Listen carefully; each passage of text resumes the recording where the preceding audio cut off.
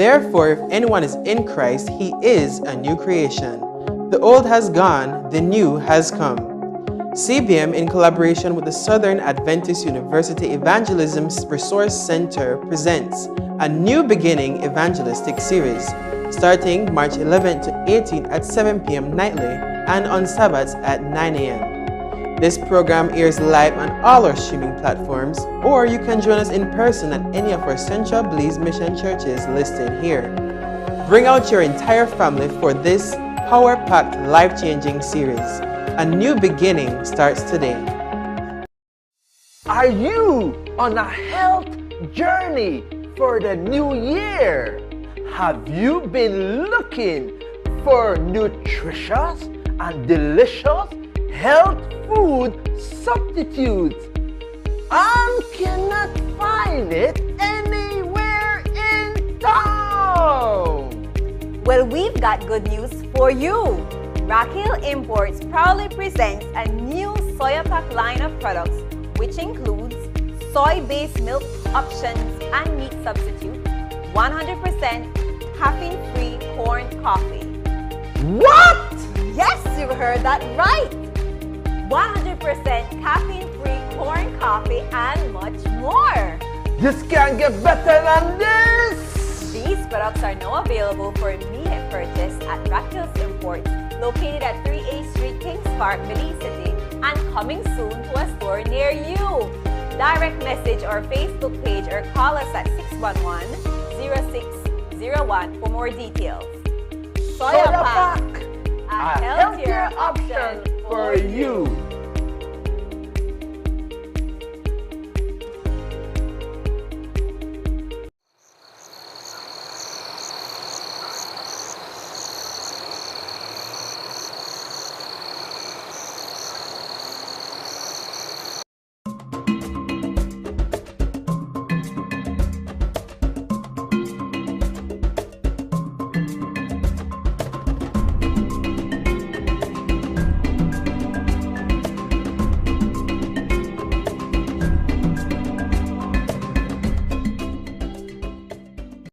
A pleasant good morning to everyone. We want to thank you so much for joining us for our program today, Defining Your Health. I am your host, Chantel Neal, and today we have a very, very interesting discussion for you today. Whichever platform you're watching us from, be it Facebook, YouTube, or Channel 98, we thank you so much for joining us.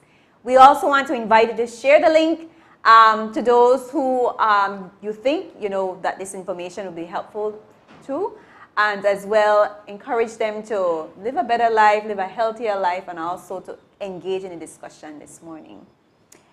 We are joined, the nurse is in the house. The nurse is in the house. Today we have a special guest, Nurse Sandra Burgess. Good morning, nurse. Good morning. It is a pleasure to have nurse with us, taking out time from her busy schedule. To be here on set for our program today. We are live from the studio. Most of the time our program is pre-recorded, but we want you to know that our program this morning is live. So you can put your comments in the comment section, or if you're watching us on Channel 98, you can send us a text at 613-9351 to join in the conversation. Nurse Burgess, does his face look familiar? Yes, it does, right? Looks like Sister Tomasa's face. Yes, it does. So we have one of Sister Tomasa's daughters here with us, Nurse Sandra Burgess. And at this time, we want for you to share with our viewers, nurse, what exactly do you do? Apart from giving injections and different things, right? What do you do? Okay, good morning, guys. My name is Nurse Burgess. I'm a registered nurse midwife for 17 years, going on 18. Well, if you know what a midwife does, then you know that I deliver babies. Oh. And I attend to pregnant women every day, all day, once I'm at work. So that is basically my job as a nurse. Wonderful. She delivers babies. I think that's one of the hardest jobs, because you're there. You're there with the mom the full 8 months, 9 months, however term the mom goes, And you're there from the beginning of the birth, from the beginning of the conception, I'd say, from when the mom begins to come to clinic, and then you're there to when the baby is delivered, correct? Delivered. We actually do the intrapartum care, meaning when they are ready in the process of delivering and it's time for the baby to come. We do that because at the clinic is where they prepare them for the birth. Okay. And then we actually do the delivery and after the birth. Yes. That must be an amazing experience to see. Sure is. You know, you went from having the baby in the tummy to actually the mom holding the baby in her hand. What is that experience like? Well, that is how I know there is a God. Amen. Because seeing the birth actually happens is very miraculous, as we would say. It's not just anything like that could just happen and boom, it's there. No, that has to be God's work. It has to be God's work. Seeing the process a mother has to go through to deliver this baby and bringing that baby alive into this world has to be God. Definite. Has there been any scary moments during, I know there must have been a lot. Any scary moments or experience that you'd like to share that, you know, you really had to just lift up a quick prayer in that delivery room? Because I know you're on both ends of the spectrum. A lot, but the main one that we see a lot is there's a condition that is called PPH.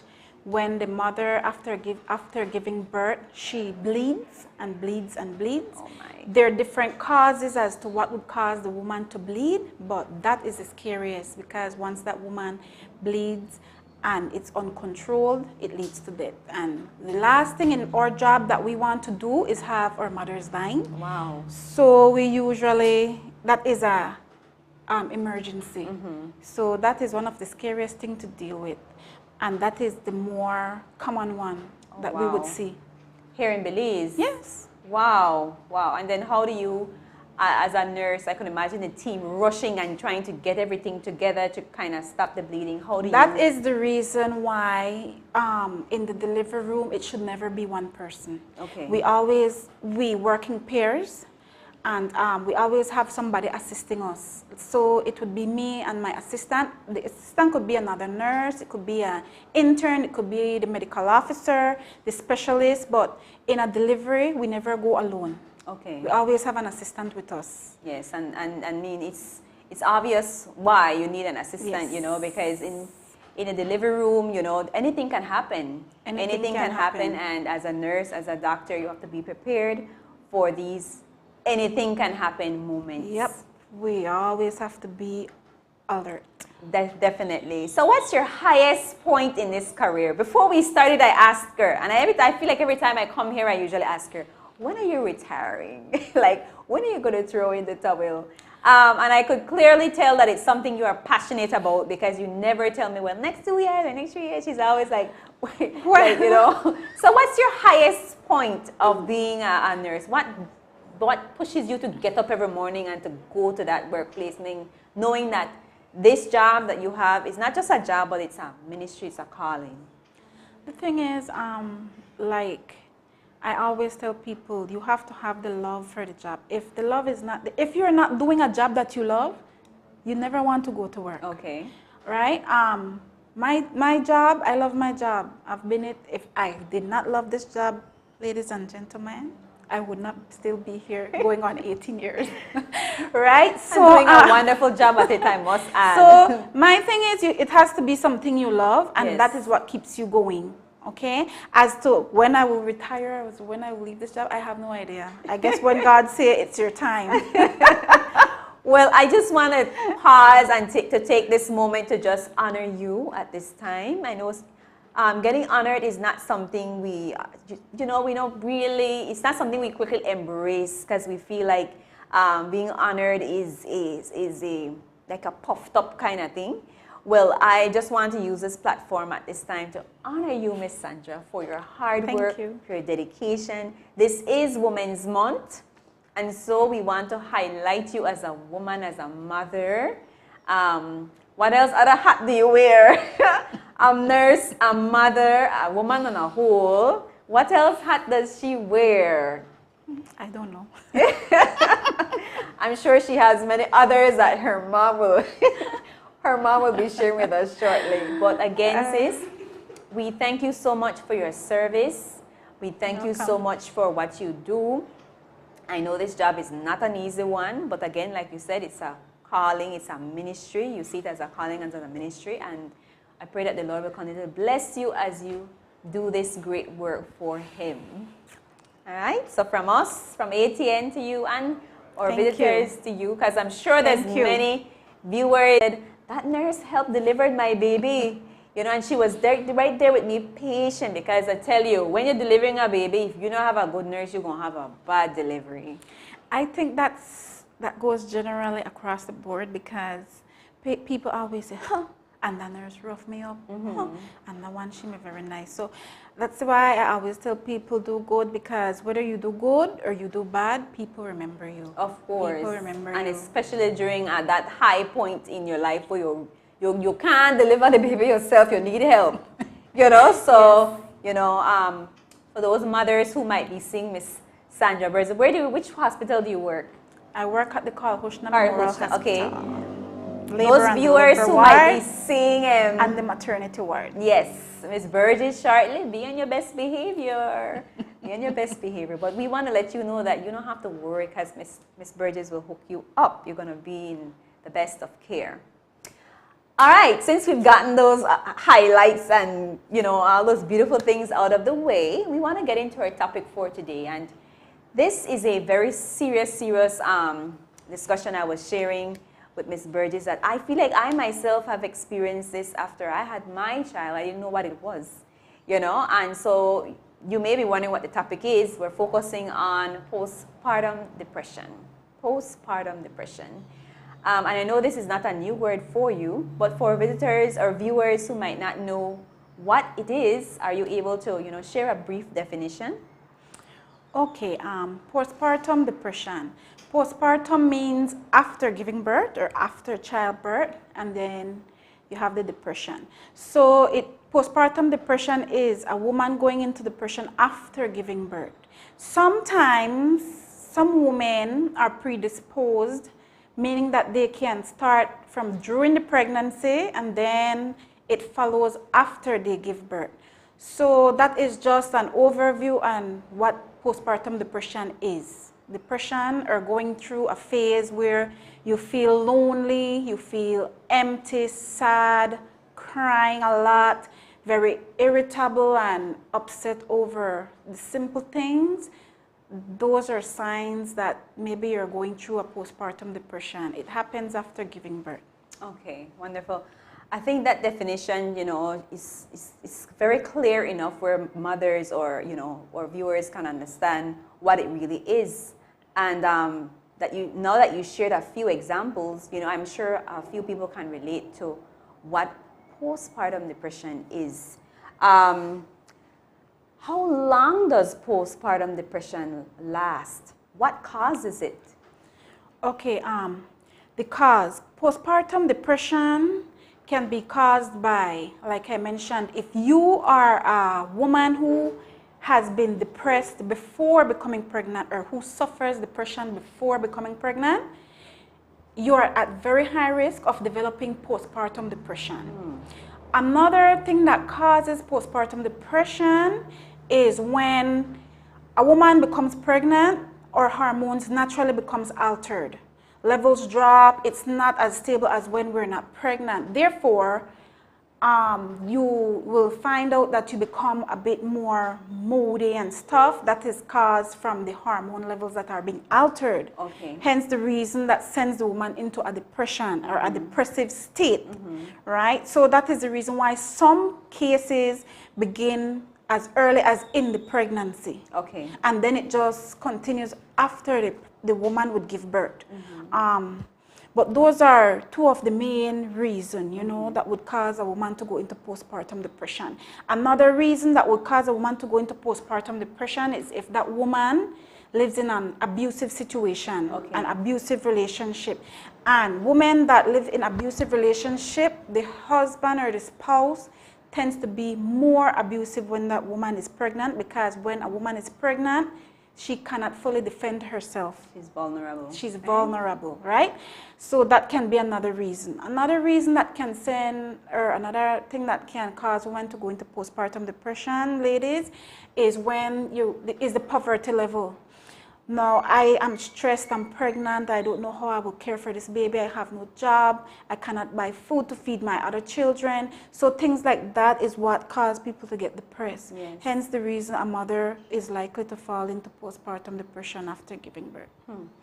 Wow, that's a lot. That's a lot. And you may look at somebody who's pregnant and you might be thinking, oh, the joy of having a child. But for a mom who has to be thinking about all these things or have to be facing all these challenges, you know, there are some side effects, which, you know, there are some effects of it, which is maybe the result of postpartum depression. You know, never take a person who's pregnant for granted. Exactly. You know, that person may need your support.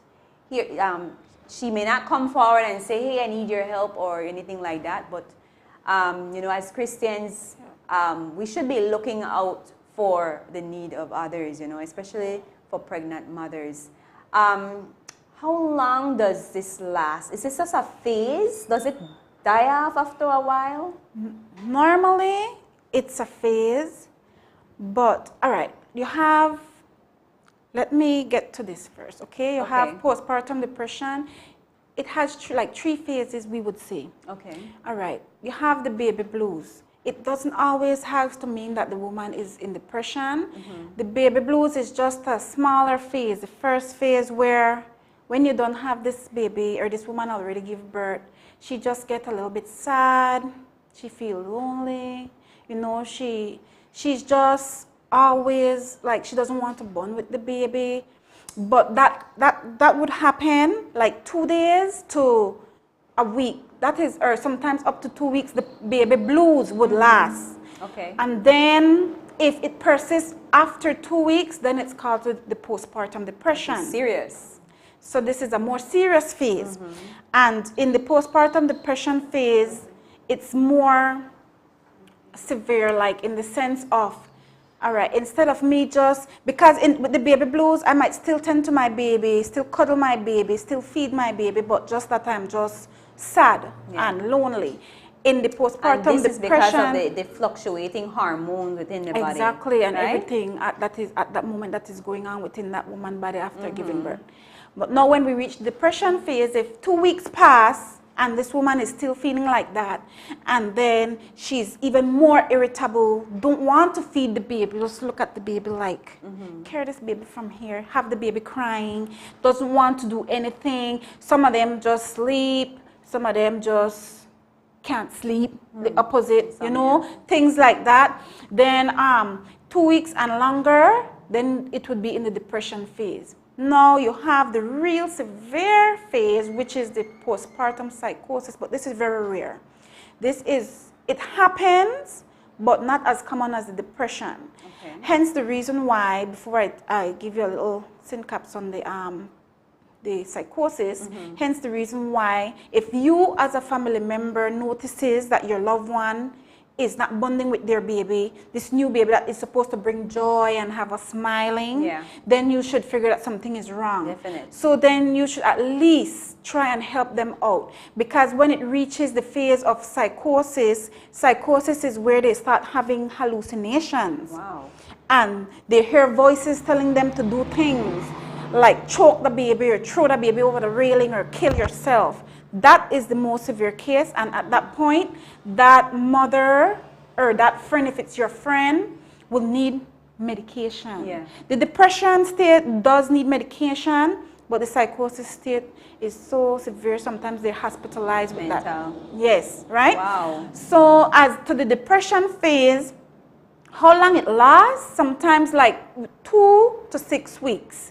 But if it persists, then you know you need to seek help. But as a medical person, I don't think that you should be, you as a family member, maybe the husband, maybe she lives with the mom, should be noticing these things and not getting help for her. Yes. Okay? I like that you said that. I like that you said that because after having the baby, you know, before you have the baby, there's a baby shower, you have this support, and everybody come around, they bring little this, they bring little that, and after the baby, and I say nobody. That's true. Everybody gone, everybody busy, everybody back to life. You know, the baby is here, they praise God, and then after that, you're there on your own, you know, and I feel like things like these, you know, kind of trigger depression because now here you are, if you're a first-time mom, make it worse. You know, if you don't have support from your mom or a friend or somebody, it's a horrible experience. Very. You know, and so it is very important for you parents, for you first-time mom or, you know, whoever, to seek help, to get help, you know. Talk about it. Talk about it. Because some of them feel like if I tell my mom I want to kill this baby, my mom won't be all mad at me and she would get angry. And so they keep it in, keep that feeling in, and then they actually do hurt the baby. Because I've known of cases that they hurt the baby. Not in Belize, but I mean talking about countrywide or international. They have people that kill the babies with postpartum depression. Okay? And they had this case in the United States. This lady drunk all 5 of her kids. Wow. Postpartum depression. Wow. It is serious, people. It's nothing to play or joke around with. So the emotional support after, like you mentioned, Ms. Chantel, after that woman give birth is necessary. It's so, I cannot even explain how important it is. It's not just bringing the gifts like you said, and no, you need to be there physically. Check up on her. Yeah. How are you doing? How is the baby doing? Are you breastfeeding? Everything is going well? Check on your loved one. Check on them, because this is a very serious situation if it's left out of control, right? So, man, this discussion is really getting, you know, it's taking me back to a dark time for me, you know, because now that you're explaining what it is, I can sure hit the nail on the head and say, I experienced, you know, postpartum depression. You know, I had my kids while I was in the States, and so I didn't have mom, dad, nobody around. It was just me, you know, myself, my husband. You know, so we had a YouTube baby because everything we had to Google on YouTube because we knew nothing. We knew nothing, you know, baby crying in the night. What's wrong with this baby? We don't know. The child can't talk. So we had to be there Googling everything, YouTubing everything, because we don't know. We don't know the child has gas and all of that. Nothing is wrong to say you don't know, because when you are verbal about certain things, then people can help you. But if you're not verbal, or I don't know, and I'm not the one around living with you seeing the signs, it's hard. It's even harder. Definite. So I'm thankful to God I had my husband there. We were both learning along the way of child rearing, and you know, we survived. We went back again and had another one, but by that time we had mastered it. And so praise God, we got through it. But sis, I'm not sure how many mothers could say that they got through it. I know you shared that little example there of this mom that drowned her 5 kids. You know, a lot of people saw her, and a lot of people might be saying, what? When they did that? Yes, it is possible. It's possible. It is possible. Without help, without treatment, it's possible. Yes. And that is the reason why we shouldn't take things for granted. Because some of these mothers really come from different situations, like I mentioned, and I have to go back home now after delivering this baby, but nobody knows that I live in a shack that when it rains, the water pours on me, and I have no food in my house, and I don't know how I'm going to take care of this baby. I have no baby dad by my side, and so we on the outside take things for granted, but we don't actually know the situation of that person. Hence the reason the person closest to the mom is the one that will be the one seeing these stuff, that could bring it to the light and can seek help for that person. Definite. As we're gearing up for our break, we also want to remind our viewers that we are live here at the studio this morning, and we want to encourage you to engage in the conversation. Did you experience postpartum depression when you were pregnant? Do you know somebody who's experiencing it? Then we encourage you to share the link. Nurse has been sharing a wealth of information, you know, that somebody can learn from today. So again, join in the conversation. We're live from the studio, and we want for you to all of us, we're all here to learn and to, do better. Nurse, as we're transitioning into our break, I want for you to speak a little bit to our young women. We have a pandemic of young women getting pregnant, not knowing what to do. They don't have the support of their mom, their parents. They don't have the support of the dad, the baby dad around. Yeah. Speak to them at this time. This is one of the things that they can experience after having this baby. Use this opportunity to speak to our young women. Well, to the younger women, like the teenage mothers, they too can experience the situation. So to our teenage moms, younger women who are out here alone, use your avenue, whoever it is. Maybe you might not be with the baby's dad, but you have a best friend, or your grandmother, because most of our teenage mothers, we see some of them, their mom has died, or they're living with a family or a friend. If you're feeling this way, if you're feeling lonely, if you're having mood swings, even during the pregnancy before giving birth, talk about it, because when it happens during the pregnancy and you go to the clinic and you tell the doctor, it's easier to follow. Okay. Right? Because Good. then they will monitor you closely to make sure that you don't fall into the depressive state after the baby is born. But if you don't talk about how you're feeling, if you have somebody that you can confide in, talk to them. Let them know. You go to the clinic and you meet a very nice nurse and you like that nurse, talk to her. Because then that is the way the help can be given to them. Yeah. And then they will be monitored closely and follow up. So the main point in this situation is speak out. Seek help as early as you can. It's always better, because younger mothers, they go through a lot too that we don't even know the amount of things they're going through. Having the baby was joyful to have the baby, and the first thing is a lot of discrimination they face. Oh, you're only 14 and you done pregnant. At that point, it's already happened. You don't want to be forcing discrimination and be blaming the child. At this point, the child needs support. The child needs love. The child needs care. Put aside all the discrimination, put aside all the judgment, and care for this child. See her through. Be there for her emotionally, because postpartum depression is the emotional state of mind. Good. When the state of mind is altered. Okay, so that is the main point I want to leave with them. Perfect, nurse.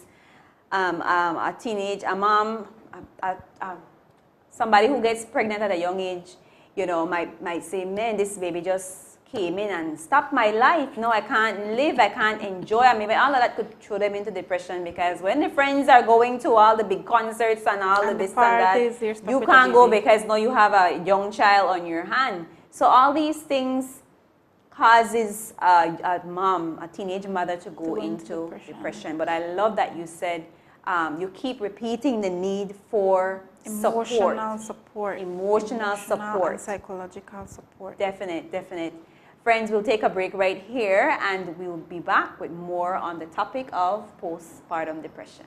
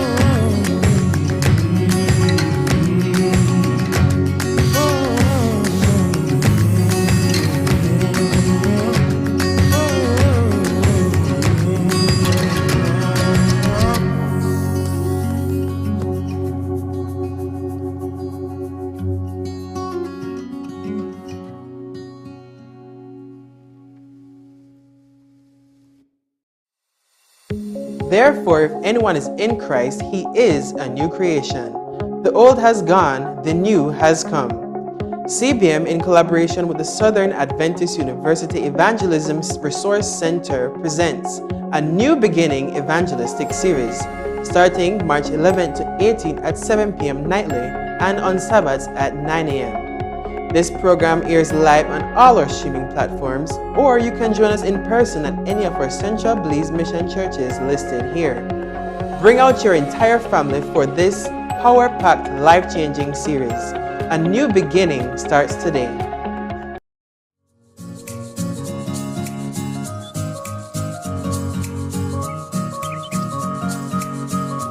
Really understand our youth and the challenges they face? Are we truly listening to what they're saying or even care about how they feel? Youth Come Alive is a new and innovative program where we discuss issues that matter, such as spirituality, sexuality, relationships, addictions, careers, and so much more. Join us on Tuesdays at 6 p.m. on all our streaming platforms. Youth Come Alive, a program for youth.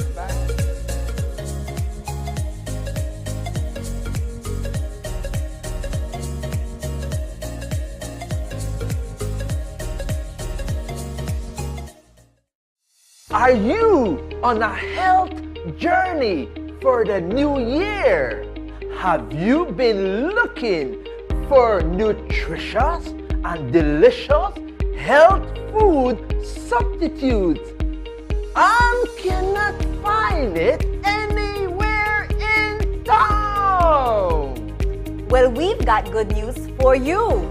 Raquel Imports proudly presents a new soya pack line of products, which includes soy-based milk options and meat substitute, 100% caffeine-free corn coffee. What? Yes, you heard that right! 100% caffeine-free corn coffee and much more. This can't get better than this! These products are now available for immediate purchase at Raquel's Imports, located at 3A Street, Kings Park, Belize City, and coming soon to a store near you. Direct message our Facebook page or call us at 611-0601 for more details. Soya Pack, a healthier option for you.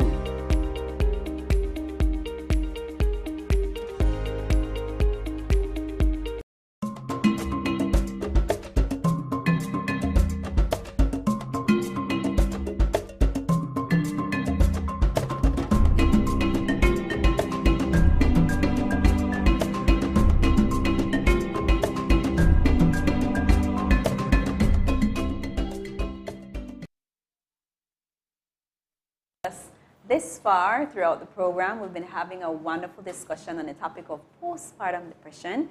And we're here joined by Nurse Sandra Burgess, and she's been dishing out a lot of helpful information to you, our viewers, today. If you've just joined us, thank you for joining us. And again, we invite you to share the link with a friend or a family member. If you're watching us on channel 98, thank you for not changing the channel.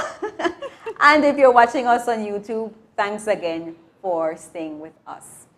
Nurse, we'll continue the discussion. So far, we've spoken about, we've identified what postpartum depression is. We've spoken about, how long does it last, more or less. Also, we've talked about what causes postpartum depression. But I know you have a story you want to share. We were talking about it during the break, and this story just shows the seriousness of postpartum depression. We take it lightly, and we're here, we're saying it lightly, but let me tell you, once you're experiencing something like this, the extreme is hurting your baby, and that's what we do not want you to experience. If you know somebody who's going through postpartum depression at this time, reach out. Reach out. Get them the help that you might not be able to help. Because remember, it's a mental situation, but take them to where help Where they can get the proper help. Definite. So, do you mind sharing that experience? I know you alluded to the mom that killed her 5 babies, but there's a backstory as always. She was advised not to have any more kids because with the first child, she experienced depression, and you're saying that it carries on. Sometimes it carries on in subsequent pregnancies. So like I was sharing, this story does not apply to our country of Belize, but it happened in the United States some years ago. We have this mom, she had 5 kids, and she was diagnosed at the first pregnancy. So her main source of support was her husband. And the doctor told them that, all right, you should be careful in having more children, because when you have postpartum depression in one pregnancy, it can come again in subsequent pregnancies. Yes. Usually when it happens again, it happens more severe than previously. And she ended up having 4 children. After the 4th child, the doctor told her not to have any more. I am telling you, not to have any more. She was consulted with her husband. They both were told the same thing. She went home. The husband being her main support, I believe should have understood the situation, being that the doctor spoke with both of them. And he was there through all her depression, so he saw exactly what his wife was going through. But like I mentioned earlier, he convinced her, even though she didn't want any more children, he convinced her we should have another child. Now, being her main support, he works outside the home. And that is another main problem, because you should never leave a mother alone that is suffering postpartum depression. Okay. Like I mentioned, the brain function is altered. Therefore, at any time, that mom can hurt the baby or hurt herself. So that day, as the dad went to work, well, something told her that she needed to drown her kids because they won't go to heaven. And she drowned her 5 kids in the bathtub in their home. That was a very sad story. If I could have recalled her name, I would have told you, so that who are interested can go and look it up, right? But that is something that happened in real, and it's really sad, because that last kid, that last case of the depression is what wiped her out. And the husband was so angry. But at the same time, why? Why did you tell her to have another child, knowing how much she suffers after having these children? It's really sad. That is the reason why, ladies and gentlemen, because the husbands, you're supposed to support your woman. You're supposed to support your wives. Understand your wives, right? Help them with these babies. It's not easy giving birth and then having to deal with a child, and especially going through a depressive mood. It's not easy. Like I mentioned earlier also to Ms. Chantel here with me, depression can hit at any time. It does not have to be somebody that was previously depressed before getting pregnant. So me as a new mom, I could have no history of a depression, no history of anything depressive, or no mood disorders. But after having my baby, I can be diagnosed with postpartum depression. So it's not something that I have to be or had before. No. Yes. I like that you shared that, because that was one of my questions, you know. Listening to what you're explaining here this morning, I was thinking maybe the person had a previous record of depression, but you're saying no, you know, which means that there is an alteration that takes place inside the mind after you have a baby, or maybe even during. Remember, your hormones are all over the place. All over the place. You know, and so after having the baby, the body is adjusting, everything is trying to come back together and, you know, to balance off the body, and sometimes it doesn't always balance off. Sometimes it takes a little while to balance off. So, some people it balances off on their own, and the depression cease, like I mentioned. So some of them, it lasts like 4 to 6 weeks, and after that they come out of it. But for some of us, it doesn't work like that. Some of us, it keeps persisting until we get treatment. That is the reason why, like I mentioned previously in the first part of the program, is that you need help. So somebody need to, your most supportive person, or the person around you that is noticing the changes in your behavior, should be the one to seek help for you, because when I'm in a depressive state, I am not going to seek help for myself. Yeah. I might just want to sleep all day. I might not want to eat. Some people eat when they're depressed, some don't eat. As you look at me, I cry. Why am I crying? I can't tell you why am I crying. I used to cry a lot. Right? I have some heavy mood swings. It's just something that that person of her own won't be able to say, okay, make I go to the doctor and get some help because something is wrong with me. No, right? You have to be the one to be aggressive and say, listen, babe, or listen, my daughter, let's go. I'm taking you to the doctor. You need help. You don't want to feed the baby. You don't hold your baby, you know, and those are even more signs that you will see, because when they're in that real depressive state, they don't want to see the baby. Move that baby from in front of me. I remember a patient personnel told me, say, nurse, when I came home, she didn't know that she was going through depression either.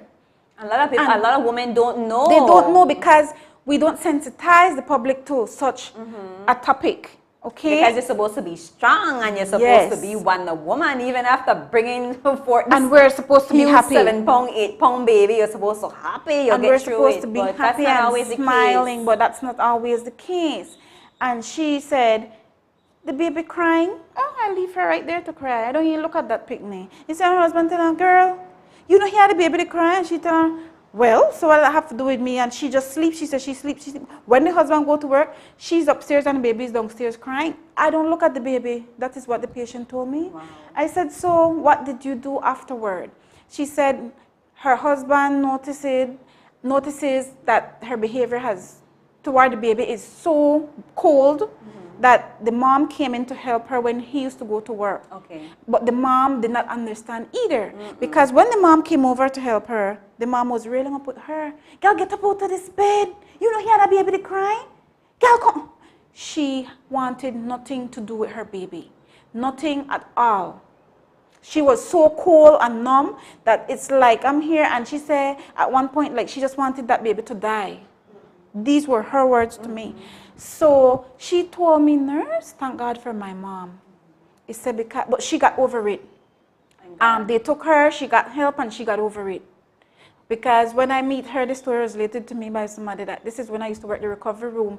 So the same baby that she wanted to die came to do a surgery, okay? And I was attending to the child, and the child was like about 10 or 8, somewhere around between that age, right? So that is the reason why Chantel, when you have help, oh my gosh, you could get through a lot when you have support. The key thing there is having help that understands, because sometimes you could have help and they don't understand what you're going through. I used to cry a lot, and my husband used to watch me like, where to go with you? Where you to cry for?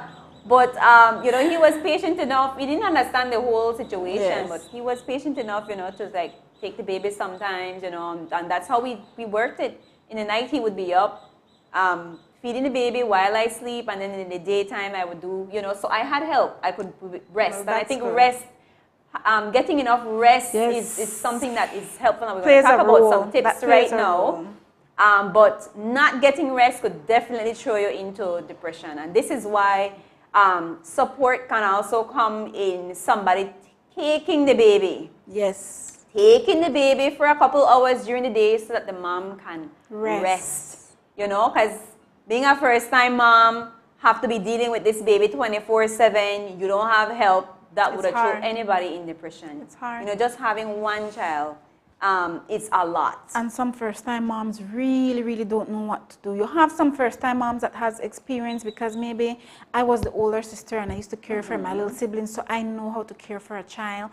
Or I used to do babysitting job, so at least I have some experience. But you have some that are really brand new that they don't know anything, and those are the ones that you really need to help out a lot. Definitely. So that they don't fall into the depression state.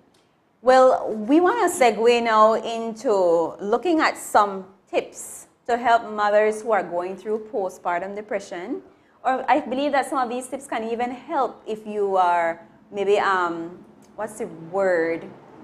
Before you get to that point, you know, these tips can help you to kind of, before you get to the depressive state, these tips can help along the way. And so we want to look at the first tip, which is exercise when you can. Remember, you're a new mom, you can't do a whole lot of movements, but at least you can get up and do mild things that your body can handle. We're not saying run around the block 10 times because no aggressive exercise. Exactly. Because the body's still in the healing process. So exercise when you can. Have somebody take the baby so that you are able to take care of yourself.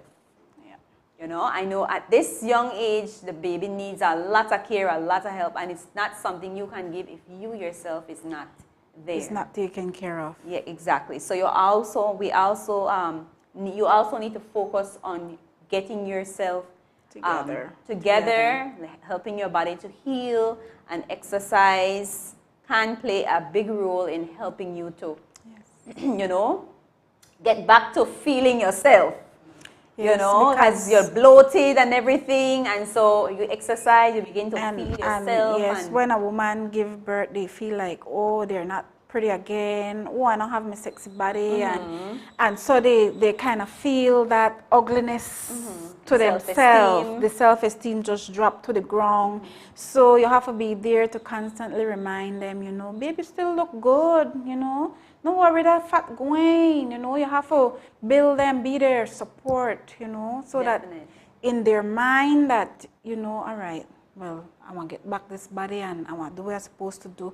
Because when that woman has that support, especially after giving birth, sometimes they boost their self-esteem right up there. Because, you know what, they feel ugly and then they tell you ugly too. That's too hard, that's too hard. And then your body changes after you have a baby. Maybe you had small breasts, and then now that you're breastfeeding, your breasts are so big and then painful and everything. So your body changes. So you have a lot of adjusting to do. A lot of adjusting to do. And the next tip we want to share to help you to cope with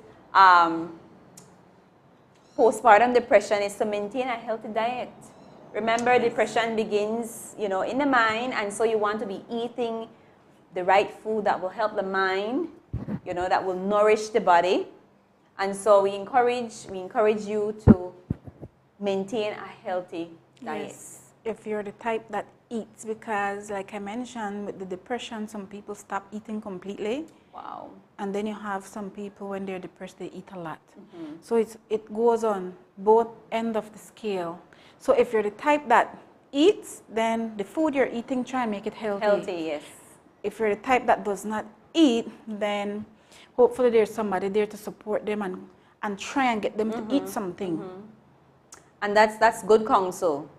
Create time for yourself. And I know we were alluding to this from the beginning of the show, but it's serious. Create time for yourself. A time where you can bathe, a time you brush your teeth, pull yourself together, even if a time to just take money drive out. Get out of the house. And that again too is where your support come in. If your husband is at work, get a mom or a sister to come and assist you, because a lot of new moms get overwhelmed because they have no time for themselves. Remember now I have 4 small kids, or 4 other children I should say. Maybe the oldest is 7, the other one is about 5, a 2-year-old, and now this newborn. Then my husband is at work, and then it's just me alone with these kids. Tell me where in that equation there is time for myself. I don't see it. Exactly. Therefore, that husband should always make sure that there's somebody there in the daytime to help her. Because there's no way I can get time for myself if it's just me and 4 little kids. Okay? So in that equation, you have support, like somebody to assist her during the day. Maybe a babysitter. Hire a babysitter for the meantime he's at work. And when he comes home, take over. Give mom a break. You understand? Yeah. Because that overwhelming can really drive them into that depressive state, because the body is tired, I'm burned out, I'm run down, and nobody's here helping me in the day, just me. And I think it's a perfect opportunity for the father to bond with the child. You know, mom has the baby all day or half of the day, however long. And, you know, the baby is so attached to her. Sometimes when the dad comes, the baby didn't want to go to the dad, so that she could get a break, because he's so used to having the mom around. But the mom needs to create time for herself. Yes. One of the things I remember when I had my kids when they were little, I used to spend a lot of time ensuring that they're eating. You know, that breastfeeding part, man, I'll never forget it. All kind of tools to try to get out that milk, and it was something I always wanted to do, and I never mastered it, you know. I thought it was just flipping out the breast and you go, but it's more than that. And me, on the other hand, I never enjoyed breastfeeding. I used to cry, and the baby used to cry. We both there crying because here I am, my breast is in so much pain, and then he's crying because he they get no milk. Can't get the milk. So that used to be one of the hardest times. That's the hardest time I could remember during, you know, as a first-time mom, you know. And these are some of the challenges. It is. See, having a baby is no joke, Because, and even, you know, being there during the first phase of its life is because even that harder. is another thing that they don't tend to talk about, because my mom, she's a breastfeeding consultant, but she can tell you, I've never enjoyed breastfeeding. I hated it so much because I went through a lot with breastfeeding. Okay. You on the opposite end of produce milk, and I produced too much. Wow. So it was not fun for me. And I cried, I was in pain, and with both my kids, and I said, never again, never again. So that is another thing that they need to sensitize women to, because breastfeeding is a learning process as well. It is a learning process. Not as easy as it looks. Man, the things women go through, we go through a lot. We go through a lot. All right, let's look at another tip here. Make time to rest. I think we went over that one. Yeah. Make time to rest. And we can also look at examine your breastfeeding. And remember, we just mentioned that. I mean, that's another one that can throw into depression, because here you are so positive about, you know, I'm able to be a breastfeeding mom and, you know, work out. What do I do? What do I do? Well, I got good counsel. All the nurse said, if it's not working out, you've tried. Bottle and powder. And that's what worked. I mean, breast is best, as nurse would say. Yes, it is. If you know the workout, you go to the plan You have B. to have a substitute. But first you have to try. Because the baby has to eat. But like you said, try first, because breast milk is the best milk. It is. It is. All right. Resist isolation. We touched that a little bit. Yes. Don't be by yourself. You know, Always get have somebody help. around. Get help. Get help. Get help. As we are wrapping up our discussion for today, nurse, you have said a lot of things to think about, you know, and it may be things that a few of our viewers might have known, and some may not have known. And you may have a friend or a family member that may be going through postpartum depression. They did not know or don't know that they're going through it. And so the information you shared today definitely has been a means of help. Did we miss anything? Is there anything that we missed when it comes to postpartum depression that you'd like to add? Well, I think we touched everything, the most important stuff we did. Just like I mentioned, though, is that some people might, depending on this, how severe their situation is, might need actual medication. Okay. Right? Because I never really touched that much. But if it resolves on its own with just that person having that strong support system, then good for her. But if it persists, like I mentioned, beyond 6 weeks and it's been months now and you're still depressed, that person needs to see a doctor, has a consultation, and they would put her on medications to try and regulate her hormone levels and to assist her with those thoughts in her head. Because it's not just the baby that they can hurt. Some of them think about hurting themselves. Okay? So, yes, some of them resolve on their own, but some will need actual treatment. Beautiful, beautiful words there by our Nurse Sandra Burgess. Again, sis, we commend you for your hard work, your dedication, and she's not here with any kind of script, you know, so you know that she's passionate about what she's talking about. She knows what she's talking about, and, you know, she's here giving her time, imparting this wonderful information to us here. Before we close off the program, I'd like you to know that postpartum depression is treatable. Yes, Can we safely say that? Yes, it is. It's treatable. Many women see their symptoms improve in like 6 months, more or less. So it takes time. Yeah. It takes time. So be patient with yourself. Be patient with yourself. It's not an overnight snap of a button and you're back to normal. I mean, those are rare cases, but take time with yourself. You just had a baby, and that's a whole situation by itself. Yeah, that's a miracle by itself. And so you need to give yourself time to bond with the baby, give yourself time to heal, give yourself time for yourself, you know, to get yourself back together. And I think one of the key things as we have a few more minutes is to plan. You know, most of the time when people have babies, just, oh, I'm pregnant. There was no planning there. People don't plan kids anymore. Plan and, you know, set out yourself. This is what you're going to do. This is what you're going to, this is the help I will need. You know, reach out to people, things like that. Family planning. You know, we always hear about it, but do we really plan? Right? And No, in the case that you don't. did not plan, Very few people, very few of my patients, when we ask them, because that is one of the key questions we would ask, did you plan this pregnancy? No. Did you want more children? No. So you never planned the pregnancy, but you didn't want more children. Confusing, huh? Yeah. But most of them don't plan it. And then I think that is the reason why a lot of them would end up in that state too, because this is an unwanted child. Okay. So that can be another triggering factor. I did not want this baby.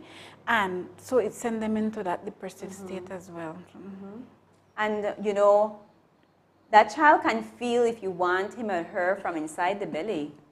You know, so you know if you're a wanted child or not. You feel that rejection from inside. And so the cycle continues. You have a child who's rebellious and a child who is rebellious, they put up punch, pistana, all kind of thing, you know, because the child, you know, not wanted, you know, and that child becomes a challenge throughout his, you know, life, and the cycle continues, jail and all of that, because you did not want the child, so you're not taking any time to rear the child in the right way, and, you know, it's just a mess, you know, but as parents, I'm a mom, you're a mom, we have a lot in our hands.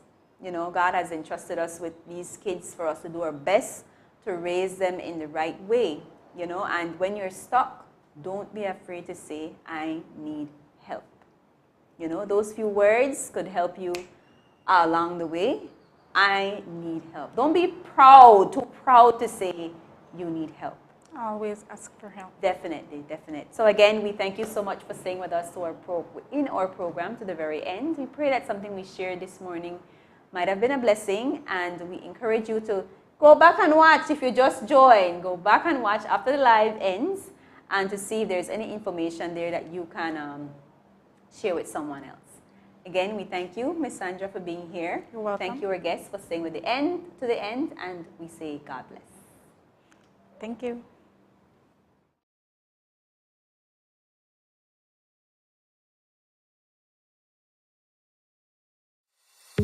Therefore, if anyone is in Christ, he is a new creation.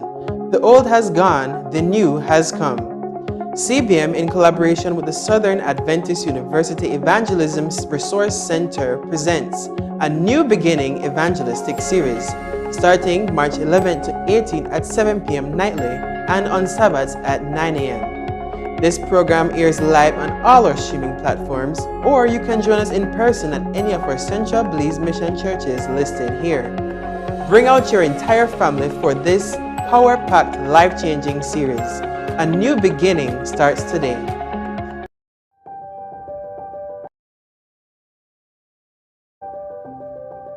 Jesus said, "And this gospel shall be preached to all the world, and then the end shall come." Here at ATN, we consider it a wonderful privilege to provide you, our viewers, with wholesome programs to enrich and bless your souls. However, all of this is only possible because of your generous donations. We pause at this moment to ask you for your financial support to continue this great work entrusted to us by God. If you would like to become one of our monthly donors, please call us at 613-9351 or email us at atnfin@cbm.belizeunion.org. We sincerely thank you for your commitment, and may the Lord richly bless and keep